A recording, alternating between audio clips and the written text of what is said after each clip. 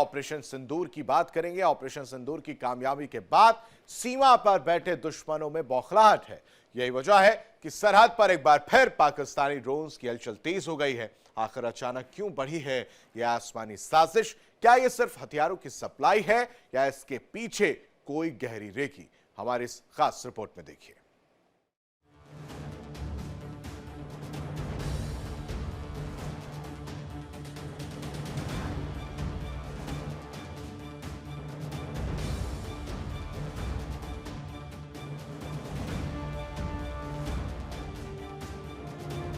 जम्मू के सीमावर्ती इलाकों में ड्रोन का शोर अब सुरक्षा एजेंसियों के लिए बड़ी चुनौती बन गया है।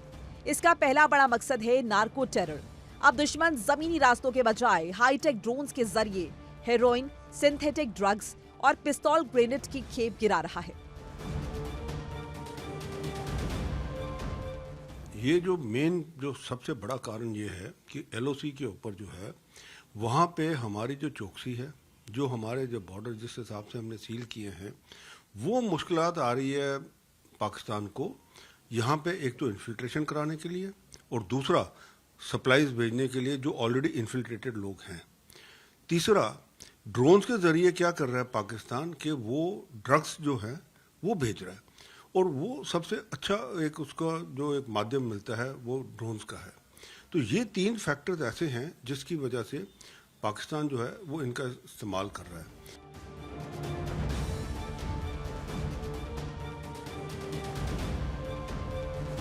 हालांकि दुश्मन अपने मंसूबों में कामयाब ना हो, इसके लिए भारतीय सेना और बीएसएफ ने अपनी तकनीकी सर्विलांस को अपग्रेड कर दिया है।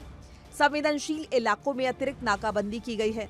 दुश्मन की हर चाल पर अब तकनीक और मुस्तैदी का डबल पहरा है।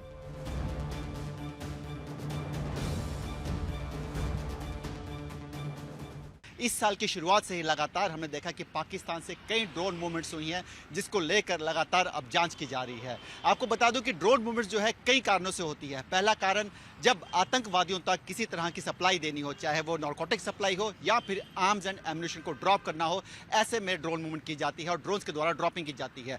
दूसरा, ये देखने के लिए कि कहाँ कहाँ हमारी पोस्ट हैं, कहाँ कहाँ हमारी चौकसी चल रही है, हमारी पेट्रोलिंग कहाँ कहाँ हो रही है, ताकि किसी भी घुसपैठ को अगर करवाने की कोशिश करता है पाकिस्तान तो वो उसकी कोशिश कर सके, जिसको हमारे जवान लगातार जो है बॉर्डर पर नाकाम कर रहे हैं। और तीसरा, ये जानने के लिए कि हमारा रिएक्शन टाइम क्या है, अगर वो कोई ड्रोन यहाँ भेजते हैं तो उस पर हम कितनी जल्दी रिएक्ट करते हैं। लेकिन भारत ने पूरा संयम बना के रखा और हर ड्रोन को पहचान कर उस पर वार किया। जिस तरह से लगातार पिछले काफ़ी समय से हमने देखा कि ड्रोन ड्रॉपिंग जो की जा रही है, उसके बाद से कई ऐसे नारकोटिक्स को और कई आर्म्स एंड एम्युनिशन को पकड़ा है जो कहीं ना कहीं आतंकवादियों के काम आता था। ऑपरेशन सिंदूर जब हुआ तो कई आतंकवादी बड़े बड़े जो थे वो मारे गए उस ऑपरेशन में, जिसके बाद जो है अब यहाँ पर जो आतंकवादी बचे हैं जम्मू कश्मीर में, उनके पास एक कोई सामान, साजो सामान पहुंचाया नहीं जा रहा, जिससे कहीं ना कहीं बौखलाहट और घबराहट उन आतंकवादियों में देखी जा रही है।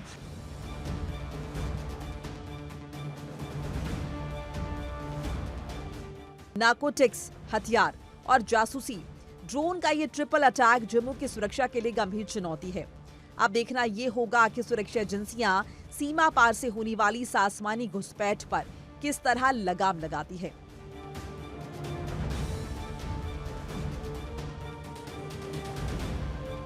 ड्रोन ही समय उनका सहारा है, जिससे उनके पास मैसेज या फिर सामान पहुंचता है, जिसको हमारे सुरक्षा बल लगातार नाकाम कर रहे हैं। और ऐसे में अब इस समय ड्रोन्स को लेकर सुरक्षा जो है बॉर्डर पे बढ़ा दी गई है, एंटी ड्रोन सिस्टम लगा दिए गए हैं और उसके साथ साथ कई ऐसी चीज़ें जो है वो बॉर्डर पे मौजूद है, जिससे अब ड्रोन के साथ साथ घुसपैठ भी करना पाकिस्तान के लिए नामुमकिन हो गया है। कैमरामैन सुनील के साथ विकास अब्रोल, इंडिया डेली के लिए जम्मू से। देखिए इंडिया डेली 24/7 अब आपकी स्मार्ट टीवी पर। इंडिया डेली मौजूद है सभी डिजिटल प्लेटफॉर्म पर लाइव और लगातार। इंडिया डेली 24/7 हर दिन राष्ट्र को समर्पित।